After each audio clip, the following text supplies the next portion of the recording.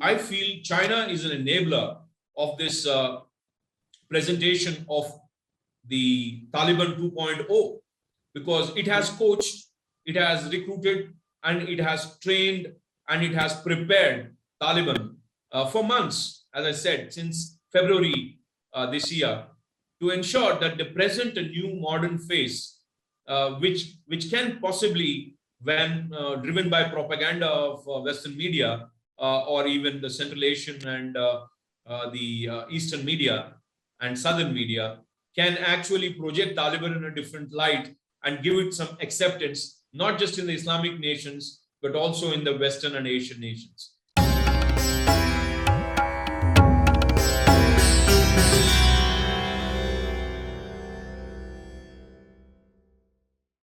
Hello, namaste, and welcome to Citti Media. My name is Sharan Citti, your host. A lot of experts have gone wrong on Afghanistan. In that sense, there is one BJP Neta in India who has accurately predicted what was going to happen in Afghanistan. He, in fact, even beat the US intelligence report. So, the US intelligence report basically stated that there would be an 8 to 10 week window before the Taliban would take over Kabul. But this Neta predicted that there would be only 8 to 10 days, and he was absolutely spot on with this prediction and a lot of other predictions. Please join me in welcoming Krishna Saagar Rao Garu. Krishna ji, it's so good to have you here. Krishna ji is an organizational strategist, the BJP chief spokesperson for Telangana state, and also an author of 3 books. Namaste, sir. My pleasure, Sharan. I hope you're safe because we are still living through a pandemic. Yeah, I'm sound and safe, very healthy. Right, that's absolutely heartening to know, sir. Let me go right into my first question, right? And in fact, I've been really looking forward to this interview because you have been extremely accurate with your predictions on Afghanistan. And as we were discussing earlier, the US intelligence had predicted a 10-week window for the Taliban's takeover of Kabul, and you said that it is going to happen within 10 days. And this was much before the US troops exited Afghanistan. What made you come to this conclusion? Very few people actually came to this conclusion, including eminent strategic scholars. See, by profession and by nature, I am a strategist. So I tend to look at things from a different prism. And being an interested party to the geopolitical scenario, being in the ruling party of the government of India, I always look around the geopolitical scenarios and try to figure out what is developing and look far into the future to see what kind of implications can these changes impact India with. So when I was looking at the pull-out strategy of United States, which started way back in February, and then there was a date set for the 31st of this, the last month, August. Then I was closely following the developments in Afghanistan and that axis of Pakistan, China, Afghanistan. And I could sense that things will come to a boil very quickly.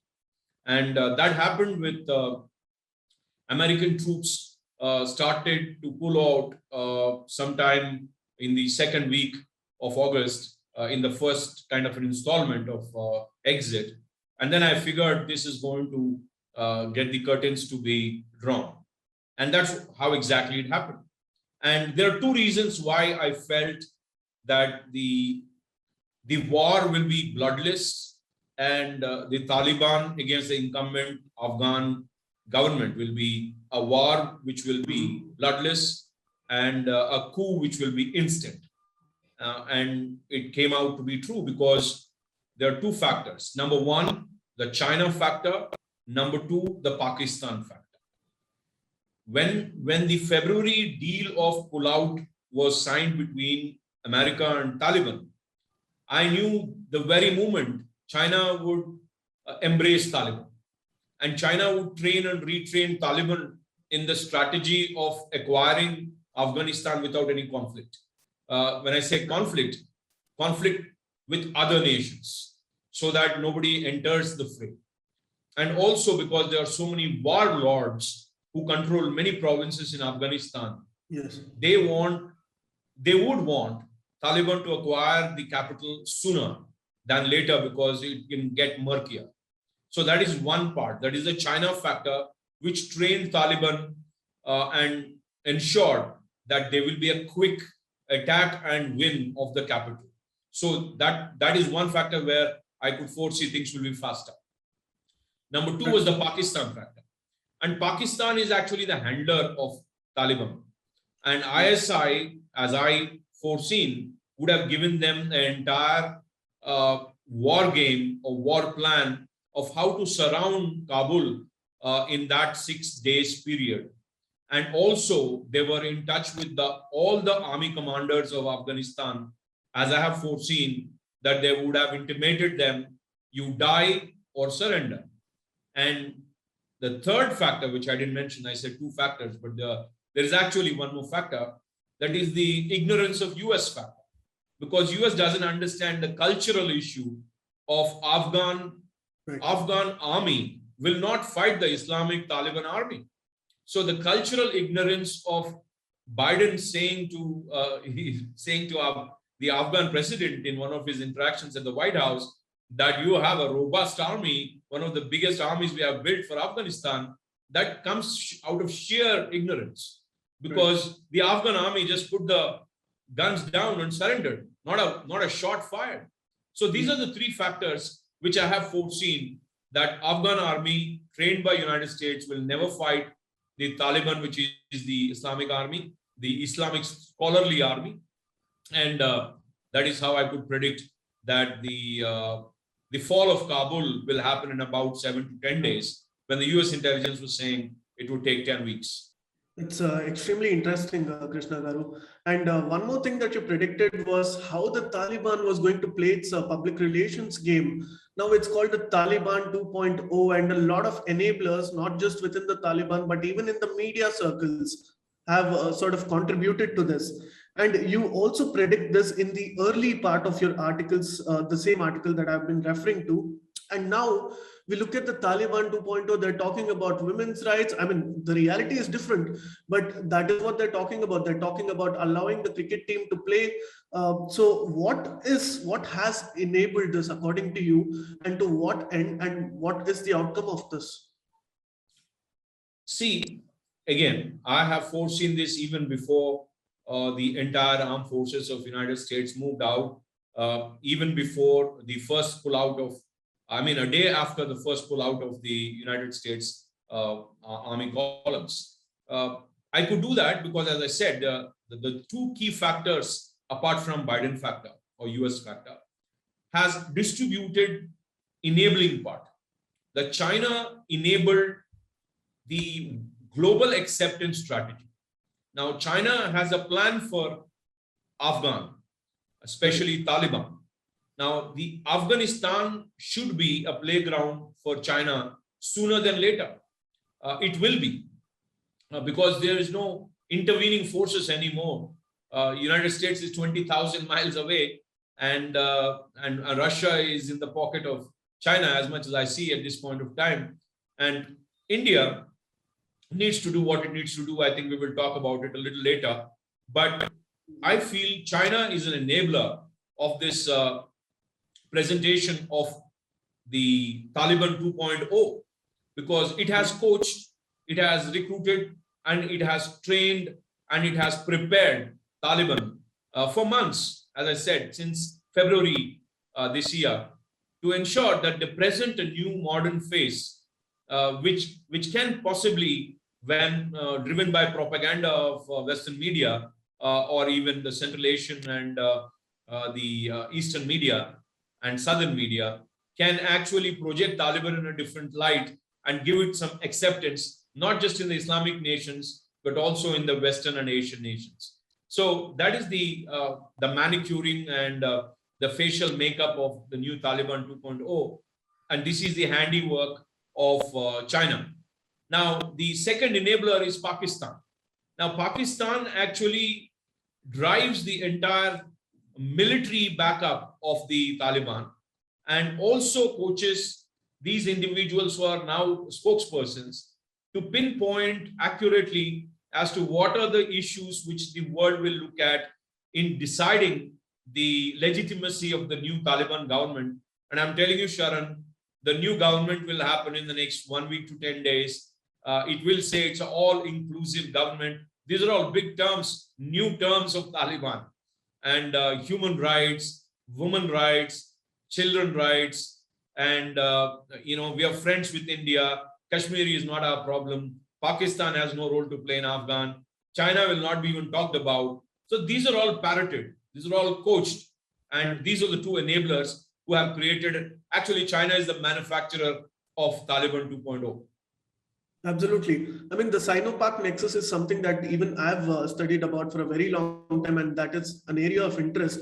And what you say is extremely interesting. And you also write that there is going to be a typical carrot and stick policy that the Chinese use, where the stick would be the proverbial Pakistan, right? But I do have certain disagreements with you, because we did have a lot of strategic experts in the last 1 week coming and talking about Afghanistan, and we do have a diverse view on what is going to happen. And one of the commonalities that everybody agrees on is that Pakistan is in contention with the Chinese to gather resources in Afghanistan because their economy is on the downhill. No matter how much the Iron Brothers, quote unquote, are going very strong with their relationship, the Pakistanis and the Pakistani political establishment at the end of the day has to care about how their economy is progressing. So in that sense, what are your views on this? How do you see this? Sharon, we are adults. We can disagree. We can agree to disagree. And I have no issue with that. I respect your disagreement. But you have to understand the facts on the ground. Beggars cannot be choosers. Pakistan is literally a parasite feeding on China. And Pakistan, you're talking about economy, doesn't have something called economy. It doesn't have anything called a political political outfit there. It is all puppet system run by military, and that too rogue military. So what are we talking here? So if at all any strategist is misplaced about Pakistan will contest China, I mean, they understand nothing, because Pakistan is in no position to even go anywhere close to negotiating with China. Forget about contesting with China. It is living off China's doleouts.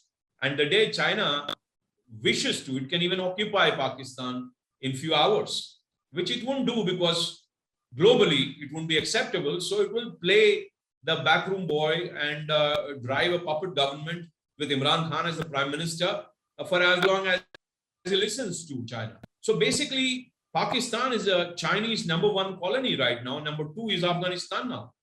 And #3 could be Sri Lanka. And it's very close on the heels. Maybe at another opportunity, we can talk about it. I predict the fall of Sri Lanka very soon.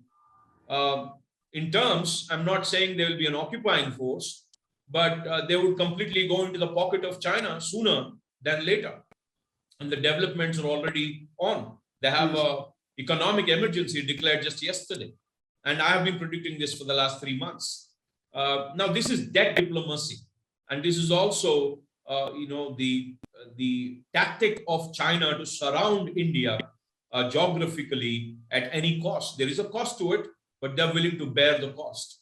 So, and who doesn't like funds, and who doesn't like easy debt?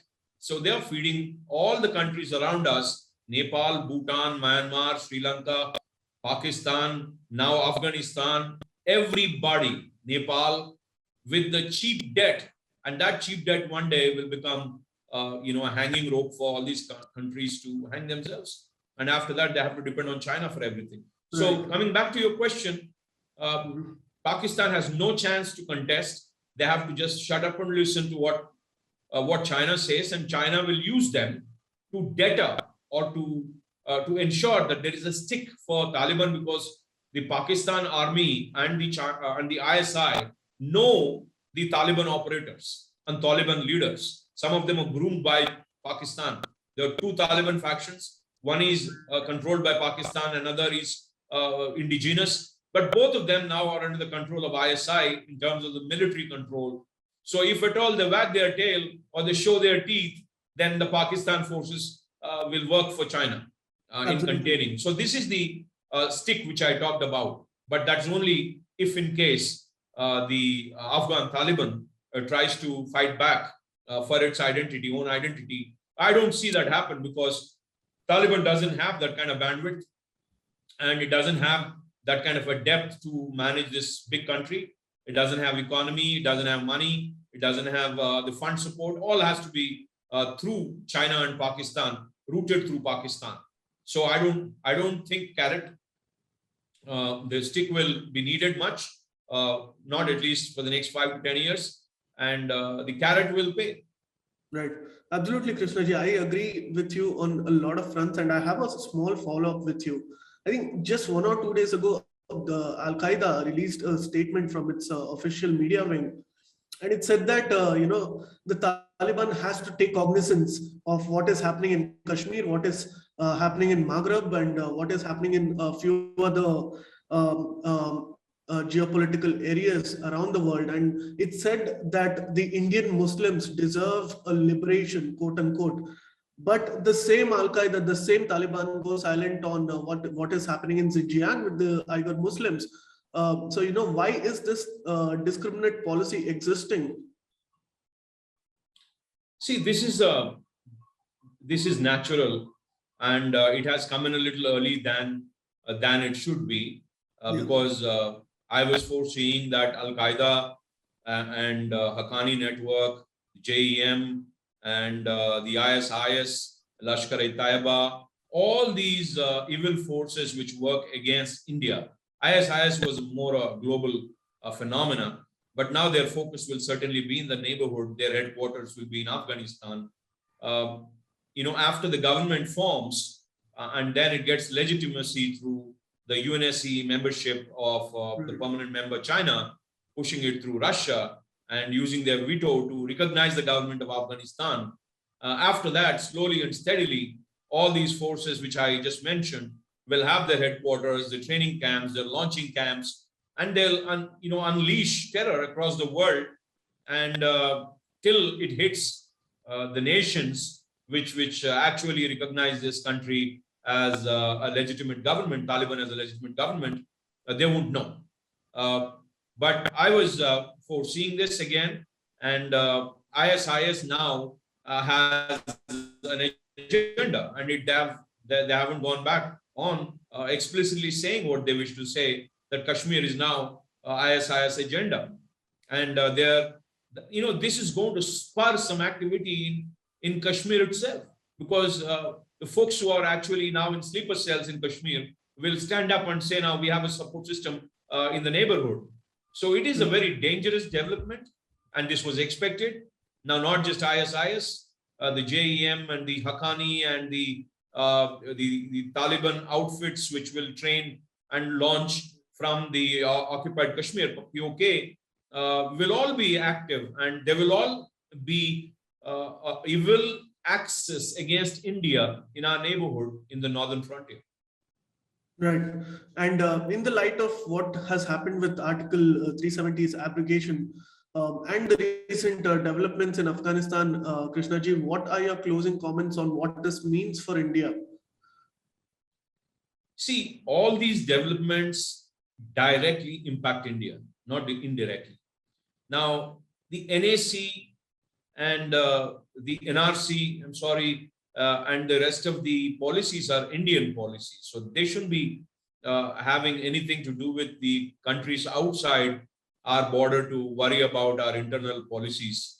But again, that goes to show Modi ji had a vision to understand that if there is a disturbance in the northwestern frontier, then we have to ensure, not just there, but he also mentioned southeastern, but the northwest was volatile. So he was looking at the minorities there who are actually getting oppressed and their religious freedoms or suppressed. They should have access to coming to India. But I don't know how many of them initiated that migration earlier, but now everybody wants to come back. That's very evident. Yes. But having said that, you asked what is the impact it would have on India. India should be at the highest alert possible. And anything is possible now in India in the next, let's say, in the run-up of next 1 month to 1.5 months. And these forces which are now active have nothing to relent. They have no one to stop inside, but we should have such tight borders and such alert internal security mechanism. Today, we should upgrade to a highest level of alert so that we can protect our borders and we also can protect our internal security with a very high measure of threat. Absolutely. We have to be on the outlook for any threats that are emanating from our neighbors. And India will face a geopolitical challenge. And definitely, India has a long way to go from safeguarding us against these threats. But Krishnaji, before I conclude, I really want to talk to you about this. You have a new book which has come up, and it seems to be making the waves. You're meeting everybody across India, and please tell us more about it. This is my third book. The first book was Summit Your Everest. It is a metaphorical challenge to tell individuals who are facing massive failures and obstacles in their life that if they have to overcome an obstacle outside, they should first overcome an obstacle inside. Their belief systems, their thoughts, their emotions could be their own Everest, the largest physical obstacle ever. So Summit Your Everest is an obstacle and failure management book. I wrote it in 2008. And then there was a book called K.N. Modi, Karma Yogi. Karma Yogi K.N. Modi, Kedarnath Modi is a patriarch of Modi business empire. And he was almost a Karma Yogi despite being a businessman. So it was a coffee table book, which I have co-authored with two of his daughters and one son. And that's not a commercial book. It is more of a bio. Then the third book, which I wrote after a gap of almost 8 years, because of my entry into politics and preoccupations, I couldn't put my pen on the paper. Now this is reflections of a thought leader. My thoughts on my ideas and my views and my predictions on several issues which I have done in the last 6 to 7 years actively on regional, national, and international issues. I have collated all of them into 150 pieces of my writing inside this book. It's about 550 pages book. And it has a lot of variety because every 3-4 pages situations can change. I mean, the story changes from Telangana to Delhi to America to Russia to Afghanistan, and so several of the issues have been handled in that book. So it will be a nice read for a discerning reader. It's not for everybody. It's for people who are interested in understanding issues from a different prism, especially the ideology which I belong to. And that's what it is. And I'm glad that Sri Chinnajiyar Swami, His Holiness, has been very gracious and kind to launch the book and given me the blessings. And yes, Prime Minister Narendra Modi is aware of the book. The last time I met him, I have informed him of this book, and he said, I look forward to reading it. So I had wishes from all the key leaders of the party, all the key individuals in the social area, social circle, and all the influencers locally and nationally. And looking forward to share the success of the book with everybody. Absolutely. We are looking forward to it too. In fact, I think I'm just going to order it as soon as we finish this interview, because it seems to be extremely interesting, especially after I read your analysis on Afghanistan. I was just mesmerized because a lot of people got it wrong. And then you had gotten almost every point of yours accurately right. So I'm sure there is a lot of interesting insights from the book as well.